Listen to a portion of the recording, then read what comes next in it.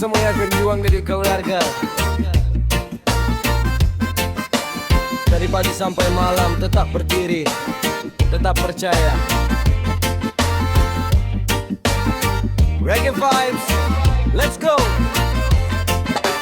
Bangun pagi sebelum matahari menyala, langkah kaki bergerak cari rezeki halal. Bukan tentang gaya, bukan tentang pujian, yang kupikirkan hanya masa depan. Tagihan datang silih berganti, kadang hidup terasa menghimpit di hati. Tapi ku ingat wajah mereka di rumah, semua lelah hilang berubah jadi berkah. Walau hujan datang menghadang jalan, ku tetap berjalan dengan keyakinan. Karena cinta lebih kuat dari beban dan keluarga adalah tujuan. Aku pejuang keluarga, takkan menyerah walau dunia berkata tidak. Aku pejuang keluarga, demi mereka ku melangkah tanpa lelah. Aku pejuang keluarga, dalam doa dan usaha ku percaya. Aku pejuang keluarga,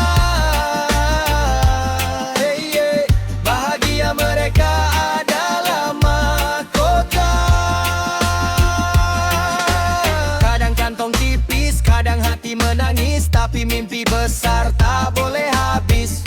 Ku simpan luka di balik senyuman, biar mereka tumbuh penuh harapan. Tak perlu terkenal, tak perlu dipuja, cukup jadi alasan keluarga bahagia. Setiap tetes keringat yang jatuh ke bumi kan jadi saksi perjuangan ini. Oh, jangan takut kawan, gelap malam pasti berganti terang. Pegang erat harapan, karena cinta keluar memberi kekuatan. Aku pejuang keluarga, takkan menyerah walau dunia berkata tidak. Aku pejuang keluarga,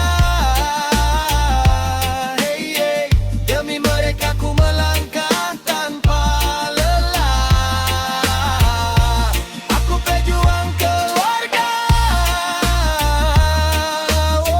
dalam doa dan usaha ku percaya. Aku pejuang keluarga, bahagia mereka adalah mahkota.